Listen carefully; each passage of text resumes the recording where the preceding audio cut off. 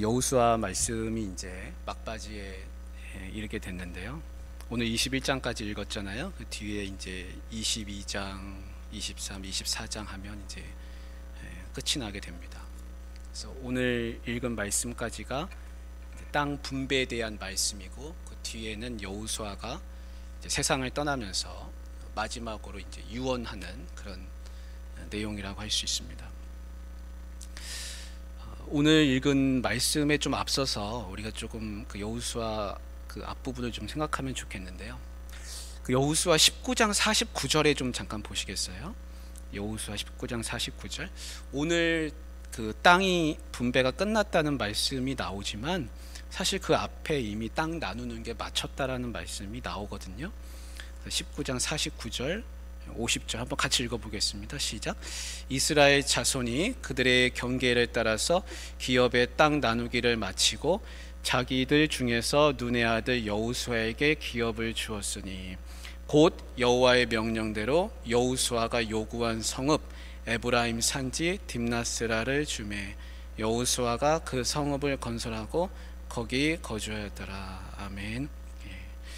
오늘 그 읽은 말씀의 사실 앞에 보면은 이미 땅 나누는 것이 한번 맞춰졌다고 그런 말씀이 이제 나오고, 이제 뒤에 땅이 온전하게 다 끝났다라는 말씀으로 이제 하나님 말씀이 다 응했다, 이런 말씀으로 맞춰지고 있습니다.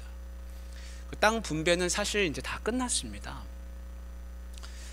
그런데 이제 그 우리가 이전에 이제 보지 않았던 말씀을 좀 제가 좀 같이 좀 보려고 하는데요.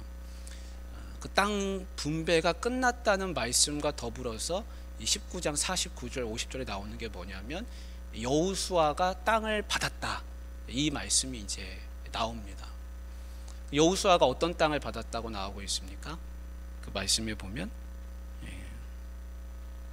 50절에 나오죠. 여호수아가 요구한 성읍 에브라임 산지 딥나세라, 이렇게 되어 있습니다. 여호수아는 이제 에브라임 지파 사람이에요. 그러니까 에브라임 지파를 대표한 사람이 지도자가 여호수아고, 갈렙이 유다 지파를 대표하고 지도자, 이렇게 되는데, 이게 에브라임 지파 사람이니까 그 에브라임 경내에서 기업 내에서 이제 딥나세라라고 하는 땅을 받았다는 겁니다. 여호수아가 땅을 받았다는 얘기는 뭐냐면 여호수아가 할 일을 다 했다는 겁니다. 그 49절에 나오죠. 그래서 기업의 땅 나누기를 마치고, 이렇게 나옵니다. 그러니까 이 땅 나누는 건 다 마쳤습니다. 여러분, 여호수아가 이제 할 일을 다 한 겁니다. 여호수아가 이제 가나안 땅에 들어가서 그 땅을 정복하는 일이 여호수아의 일 아니었습니까? 근데 정복하다가 하나님이 여호수아에게 네가 너무 늙었다, 나이가 많다라는 말씀을 하시면서 각 지파에게 땅을 나눠주라 라고 하십니다. 그래서 이제 여호수아가 할 일은 땅 나누는 거였습니다. 땅 나누는 게 다 맞춰지게 됩니다. 여러분, 여호수아가 자기가 할 일을 다 마쳤을 때 그 기분이 어땠겠습니까? 마음이 평안했을까요? 아, 내가 할 일 다 했다, 다 끝났다, 쉬자, 그런 마음이었을까요? 짐작하건대 아마 전혀 그런 마음이 아니었을 겁니다. 아마 마음이 무거웠을 겁니다. 왜냐하면 땅 나누는 거는 다 했습니다. 그렇지만 아직도 차지하지 못한 땅들이 사실 너무 많이 있고, 그리고 쫓아내지 못한 그 가나안 족속들이 그 지파들 땅 나눈 그 속에 아직도 있거든요. 그러니까 땅 나눴다는 것은 무슨 얘기냐면 그 땅을 우리가 다 차지했다, 온전하게 내 것으로 만들었다, 그 뜻이 아니라 그냥 땅을 나눠서 어느 지파는 어디, 어느 지파는 어디, 책임을 나눴다는 겁니다. 책임을. 그러니까 여호수아의 마음에는 사실 자기가 이 싸움의 장수이고 또 이 지파, 모든 지파들을 다 이끄는 모세의 후계자로서 지금 이 자리에 있는데, 온 땅을 다 차지하고 그리고 그 땅에 있는 이방 족속들, 가나안 족속들을 다 쫓아내는 것까지 여호수아는 마음에 아마 생각했을 겁니다. 그런데 막상 해보니까 그것이 그렇게 말처럼 쉬운 게 아닌 것이죠. 힘에 부치기도 하고 또 이 땅이 그렇게 넓은 땅이기 때문에 어디 뭐 여호수아가 다닌다고 해가지고 될 수 있는 그런 범위가 아니었습니다. 그 여호수아는 이제 각 지파에게 책임을 넘겨주고 자기는 이제 뒤로 퇴장하게 되는 것입니다. 근데 여호수아가 땅을 자기가 분배를 자기도 받았는데 갈렙처럼 이제 자기도 분배를 받을 권리가 있어서 그걸 받게 되거든요. 근데 어떤 땅을 요구했는지, 땅을 요구했다 그랬습니다. 말씀에 보면. 근데 어떤 땅을 요구했습니까? 그 딥나세라라고 되어 있습니다. 딥나세라. 그래서 50절에 보면 여호수아가 그 성읍을 건설하고 거기 거주하였더라. 50절에 그렇게 끝나죠. 19장 50절에. 나중에 여기서 여호수아는 이제 숨을 거두고 장사하게 됩니다. 그 딥나세라에서 마지막까지 이제 머물게 되는데, 여러분 딥나세라라고 하는 이 땅이 지금 다 땅을 나눠준 상황 아닙니까? 그리고 누가 제일 마지막에 받았습니까? 여호수아가 받았습니다. 그러면 딥나세라는 어떤 땅이었을까요? 모든 지파, 모든 족속들이, 다 사람들이 다 자기들의 땅을 이미 제비 뽑고 차지하고 하고 싶은 거 다 하고 마지막 남아있는 땅이라고 할 수 있습니다. 그러니까 딥나세라라고 하는 것은 사실 성경에 거의 나오지 않습니다. 그리고 비중 있게 다뤄지지 않습니다. 거의 이름이 없습니다. 이제 나오지 않습니다. 그러니까 딥나세라는 쉽게 얘기하면 험지입니다. 험지.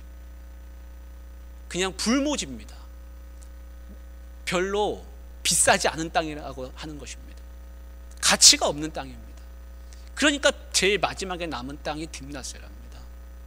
근데 그 땅을 이제 자기가 가져가는 겁니다. 여호수아가 무슨 일을 했습니까? 모세의 후계자로 여러분 여기까지 왔습니다. 그런데 마지막에 차지하는 것은 작은 불모지 같은 그런 성읍인 것입니다. 여러분 갈렙도 그랬고 여호수아도 마찬가지입니다. 갈렙도 땅을 자기가 달라고 했을 때 그 땅이 좋은 땅이어서 달라고 했던 게 아니라 아무도 거기를 차지할 생각을 못하고 두려워하는 땅이었기 때문에 그걸 요구했던 것이고, 이 딥나세라를 요구하는 여호수아의 마음도 그 땅이 좋은 땅이 아니라 불모지 같은 땅이기 때문에 자기가 요구하고 있습니다. 이게 지도자의 덕목입니다. 갈렙과 여호수아에게서 볼 수 있습니다. 그래서 하나님 앞에서 쓰임받는 귀한 사람들은 어떤 사람들이냐? 이 여호수아 같은 마음을 가지고 있는 사람들입니다. 다 줄 거 다 주고 맨 마지막에 남는 찌끄레기 같은 거, 그거 내가 하나 가져도 나는 족합니다. 나는 이것도 과분합니다. 하나님 나를 지금까지 써주셔서 감사합니다. 내가 하나님 앞에 큰 보상 바라고 여기까지 온 게 아니었습니다. 하나님 제 마음 아시죠? 이렇게 고백할 수 있는 사람이 진짜 하나님의 귀한 종들입니다. 저와 여러분이 그런 종들이 되기를 간절히 소원합니다. 그 뒤에 나오는 것이 이제 도피성에 대한 부분이 나오고 있습니다. 땅을 나누고 나서 이제 중요한 두 가지 일을 하게 되는데, 그거는 뭐냐면 땅 나누는 거는 마쳤지만 그 뒤에 아직 하지 못한 게 있습니다. 그게 뭐냐면 도피성하고 레위인한테 성읍을 주는 겁니다. 우리가 지난 주일날 찬양 예배 때 도피성에 대해서 조금 말씀을 나눴습니다. 그 도피성이라고 하는 것은 어떤 사람을 부지 중에 죽였을 때 내가 유일하게 피할 수 있는 거처가 도피성입니다. 도피성으로 안 피하면 어떻게 되냐? 내가 부지 중에 죽여 실수로 사람을 그렇게 했다 손 치더라도 내가 죽어도 뭐라 할 말이 없습니다. 왜냐하면 피의 보복자가 있기 때문에 그렇습니다. 피의 보복자는 그 피를 보복하는 것, 생명을 보복하는 게 그 사람이 할 일입니다. 그게 합법적인 것이고 권한이고 그의 의무이기도 합니다. 그러니까 내가 빨리 도피성으로 도망가야 됩니다. 그러니까 하나님이 부지 중에 살인한 자를 위해서 생명을 건지기 위해서 마련한 구원처, 거기가 바로 도피성입니다. 그 도피성은 하나님이 제도적으로 생명을 살리기 위해서 마련한 곳입니다. 그 지금 교회가 바로 도피성과 같은 역할을 하게 되는 것이죠. 누가 오든지 무슨 일이 있든지 교회만 가면 나는 산다는 마음이 이 교회가 세상에게 던져주는 메시지여야 됩니다. 여러분, 아무리 힘들고 어렵고 마음이 정말 큰 죄가 있고 정말 구원받기 어려운 그런 사정에 있다 하더라도 여러분 교회에 발을 디디면 여러분 살 수 있습니다 라는 그 희망을 교회가 줄 수 있으면 교회는 영원토록 변함없이 굳건하게 서 있을 겁니다. 근데 그게 아니라 교회가 사람을 거른다든지 누구는 잘하고 누구는 또 박대하고 이런 일이 있다가는 교회가 도피성의 역할을 하지 못하게 되는 것이죠. 그래서 하나님은 이 땅에서 우리를 지금 도피성 같은 그런 곳으로 세워주셨습니다. 레위인들이 이제 그 족장들하고 나와서 그 제사장들과 제사장 엘르아살과 여호수아 그리고 다른 족장들에게 이제 요구하는 장면이 있습니다. 그거는 뭐냐면 자기의 성읍과 그 가축을 위한 목초지를 달라는 겁니다. 2절을 한번 같이 읽어보겠습니다. 시작.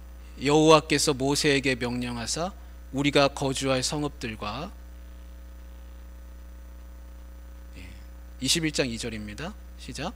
여호와께서 모세에게 명령하사 우리가 거주할 성읍들과 우리 가축을 위해 그 목초지들을 우리에게 주라 하셨나이다. 아멘.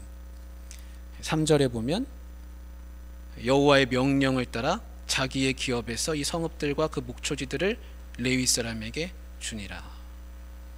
그래서 하나님의 명령이 뭐냐면 그 레위 사람들에게 성읍과 목초지를 주라는 게 하나님의 명령입니다. 그러니까 이 레위 사람들에게 이 성읍과 목초지를 주는 것은 선택이 아닙니다. 이게 하나님의 가장 중요한 명령 중에 하나가 뭐냐면 레위인을 내 기업 내에 살게 하는 겁니다. 왜냐하면 레위인들은 누구냐면 기업이 없는 사람들, 땅이 없는 사람들이기 때문에 그렇습니다. 그래서 반드시 레위인이 그 지파의 기업 내에 있어야 한다는 것이 이제 하나님의 뜻입니다. 레위인들은 기업이 없습니다. 대신 어디 가서 사냐?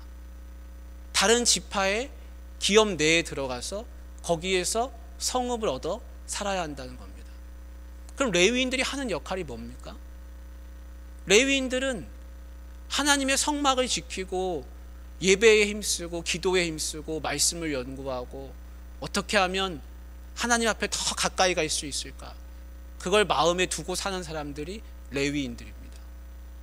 그러니까 레위인들이 내 기업 내에 어느 한 처소에서 머물면서 살고 있다는 것은 무슨 얘기가 되냐면 내가 예배할 수 있는 여건이 된다는 겁니다. 레위인들은 마치 소금과 같고 등불과 같습니다. 내가 부패하지 않도록 나를 깨우는 그 소금의 역할을 합니다. 내가 잠들지 않도록 나를 일깨워주는 등불과 같은 역할을 합니다. 하나님이 레위인들을 뿔뿔이 다 흩으셔가지고 각 지파 속으로 들여보내시는 이유는 거기에 있습니다. 레위인들이 한 곳에 모여 살면 레위인들이 모여서 사는 곳은 예배하는 곳이 될 겁니다. 근데 레위인들이 모여 사는 곳은 그렇게 되지만 다 흩어져 여기저기서 살고 있는 다른 지파의 사람들은 어떻게 되겠습니까? 예배하고는 거리가 멀게 되는 것이죠.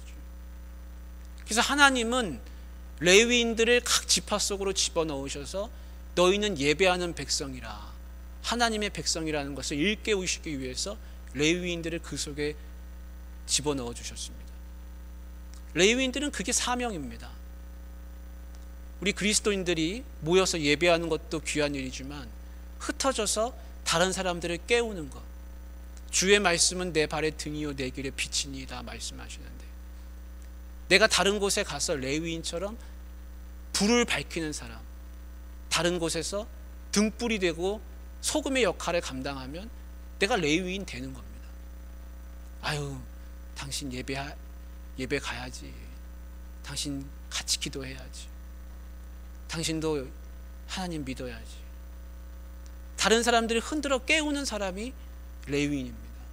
그래서 레위인들은 다 흩어져야 되는 겁니다. 레위인들은 모여 사는, 다른 지파들은 모여 살아야 되지만 레위인들은 흩어져 사는 게 그들의 사명인 것입니다.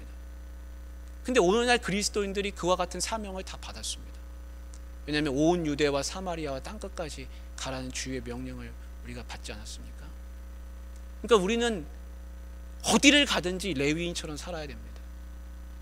내가 있는 곳에 그 주변 사람들이 하나님을 찾는 사람들이 되게끔 만드는 것이 내 역할입니다.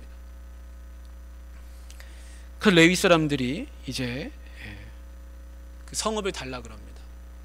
그럼 이제 성읍을 줘야 되는데, 여러분이 땅을 이제 가졌다고 한번 생각해 보세요. 그 땅을 가졌는데 하나님의 명령이 아무개한테 그 땅을 일부를 떼주라 그럽니다. 그러면 여러분은 어디 땅을 떼주시겠습니까? 여러분이 예를 들어서 서울을 가졌습니다. 서울은 너무 뭔가요? 하여튼 거제를 가졌다고 생각해 보십시오. 거제를 가졌습니다. 여러분 어디 땅 떼주시겠습니까? 어디 저기 변두리 떼주시겠습니까? 거제에서 제일 좋은 땅 어디입니까? 고현입니까? 옥포, 장승포입니까? 제일 좋은 땅을 떼주는 사람은 어떤 마음이 있는 사람이냐면, 레위인이 이 거제 땅, 내 땅에서 같이 살아서 나는 너무 좋다, 행복하다, 이런 마음이 있는 사람은 좋은 땅 떼줄 겁니다. 근데 마음 한켠에 하필이면 저 레위인이 왜 내 땅으로 들어와 가지고 내가 내 땅을 떼줘야 되나, 이런 마음이 생기면 무슨 생각, 어디로 떼주겠습니까? 저 어디 변두리, 불모지 같은데, 그런데 떼주시겠죠. 우리 중에는 뭐 그럴 분 아무도 없겠습니다만. 근데 그러면 어떤 땅을 떼주느냐를 보면은 지금 이 레위인들에게 땅을 떼주는 이 백성들의 마음이 드러납니다. 근데 그 떼주는 땅 중에 제일 중요한 게 뭐냐면 도피성이거든요. 여러분 땅이 떼줬어요. 여러분이 예를 들어서 거제에다 좋은 땅 하나 떼준다고 생각해 보십시오. 근데 거기가 도피성이 된다고 한번 가정해 보십시오. 도피성이 어떤 것입니까? 사람 죽인 사람들이 모여드는 곳입니다. 그러니까 마음이 어떻습니까? 도피성이 같이 있고 싶지 않은 거죠. 땅을 떼줘도 도피성이다. 그러면 저 변두리에다가 떼줘서 사람 눈에 안 띄는 곳, 내가 살기 좀 마음 편하게 좀 살 수 있고, 그런 곳 주시지 않겠습니까? 근데 이제 도피성이 어디가 되는지 한번 보십시오. 도피성이 어디가 되냐면 헤브론이 됩니다. 헤브론. 유다 지파는 헤브론. 거기 한번 이제 말씀을 좀 우리 보려고 그러는데요. 도피성이 이제 헤브론이 되고요. 또 바산 골란이 되고, 게데스가 되고, 길르앗 라못이 되고, 세겜이 됩니다. 우리가 읽지는 않았어요. 너무 길어가지고. 근데 이게 다 어떤 땅들이냐면, 여러분 헤브론은 어떤 땅인지 여러분 성경 읽어보신 분들이 대충 알 겁니다. 헤브론은 어떤 땅이냐면 유다 지파가 차지한 그 땅 중에서 가장 가치 있는 땅이 헤브론이라고 할 수 있습니다. 여러분 다윗이 어디서 왕이 됐습니까? 다윗이 왕이 됐던 곳이 헤브론입니다. 헤브론에서 7년 6개월을 거기서 왕으로 있다가 예루살렘으로 옮겨왔거든요. 그러니까 헤브론은 어떤 땅이냐면 요새예요. 요새. 가장 좋은 곳이에요. 그러니까 거기를 함부로 점령할 수 없다는 그런 마음이 있었거든요. 사람들이. 헤브론은 가장 비싼 땅입니다. 가장 좋은 땅입니다. 가장 살만한 땅입니다. 가장 우러러 볼 만한 땅입니다. 근데 유다 지파 내에서 도피성이 어디가 되냐면 헤브론이 됩니다. 왜 헤브론이 되는지 아십니까? 헤브론을 누가 가지고 있습니까? 갈렙이요. 갈렙이 헤브론을 쳤잖아요. 그래서 헤브론을 차지하지 않았습니까? 근데 그 헤브론을 내놓는 사람이 누구냐면 갈렙입니다. 내 땅 도피성으로 쓰십시오. 레위인들에게 주겠습니다. 제사장들에게 주겠습니다. 하고 얼른 내줬습니다. 제일 먼저 도피성으로 내준 사람이 바로 이 헤브론 갈렙입니다. 그리고 여러분 기억나십니까? 갈렙이 헤브론 차지하고 나서 자기 딸 악사를 내가 내 딸 악사를 주겠습니다. 누가 저 땅을 차지하겠습니까? 누가 저 기럇세벨 차지하겠습니까? 온일이 그래서 차지했지 않았습니까? 근데 그 준 성읍 중에 하나가 드빌입니다. 드빌이 그 땅입니다. 똑같은 땅입니다. 그러니까 갈렙은요 참 이상하죠. 어렵게 헤브론을 자기가 쳐서 차지하지 않았습니까? 저 산지를 주십시오. 난 할 수 있습니다. 내가 보여주겠습니다. 제일 먼저 올라가서 거기 쳤어요. 성공했습니다. 드빌도 성공했습니다. 그러고는 다 어디다 내놨냐면 레위인들한테 싹 내놨습니다. 내 땅을 당신들에게 줍니다. 여러분 이것은 그냥 보통 흔하게 있을 수 있는 일이 아닙니다. 이 일을 갈렙이 먼저 스타트를 끊고 나서 다른 지파들이 레위인들한테 자기들의 성읍을 쭉 내놓게 됩니다. 그래서 48개의 성읍이 레위인들에게 돌아가는 겁니다. 이것이 마지막 이 백성의 시험 때였습니다. 좋은 땅을 주고 싶지 않았을 수 있어요. 근데 가장 좋은 땅을 도피성으로 내놓는 사람이 갈렙을 시작으로 해가지고 다른 지파들이 다 따라하게 됩니다.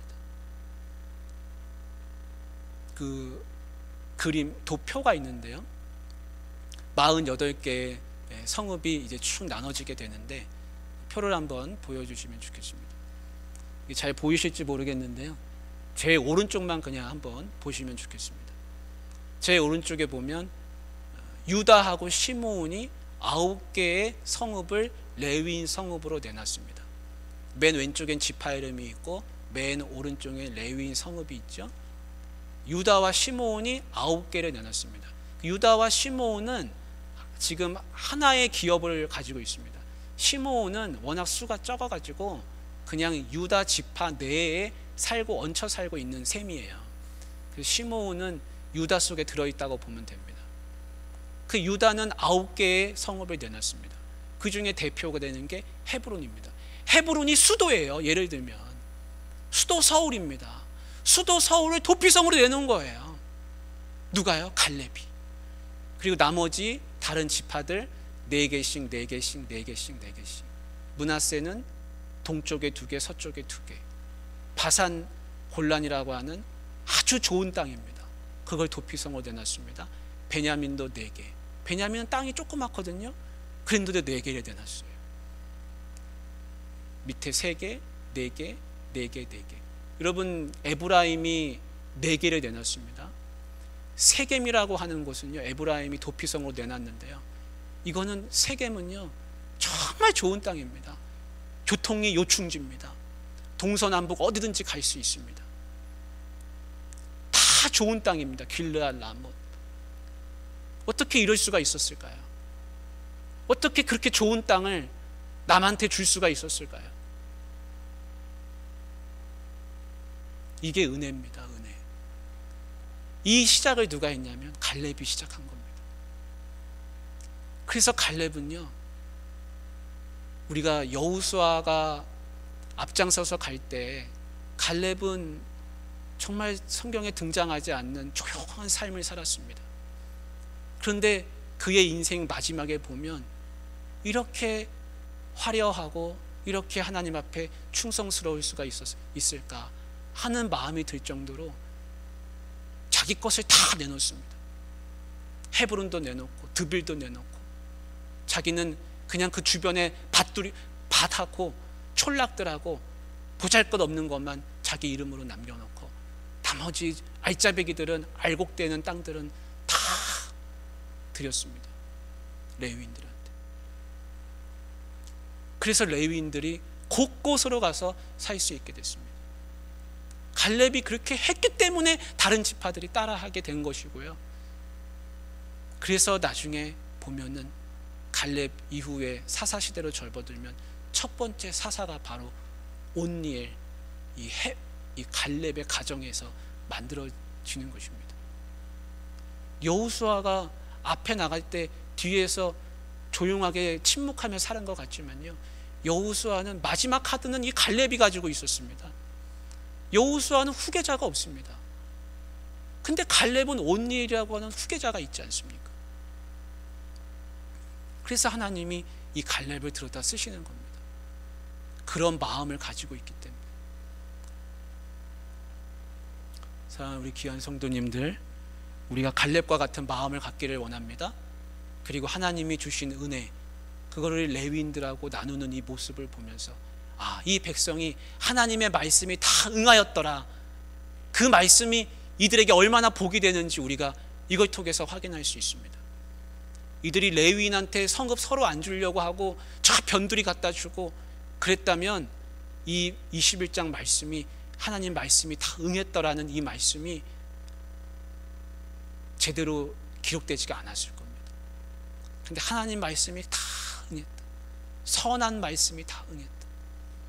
그것이 레위인에게 다 성읍을 주고 도피성을 세우고 그렇게 함으로써 이 땅 분배가 온전하게 다 끝나게 되는 것을 볼 수 있습니다. 사랑하는 우리 귀한 성도님들, 우리가 갈렙처럼 쓰임받길 원합니다. 레위인처럼 어디를 가든지 빛이 되고 소금이 되어서 그곳에서 그 지파를 일깨우는 우리 그리스도인들, 우리 성도님들 다 되시기를 주님의 이름으로 축복합니다. 같이 기도하겠습니다.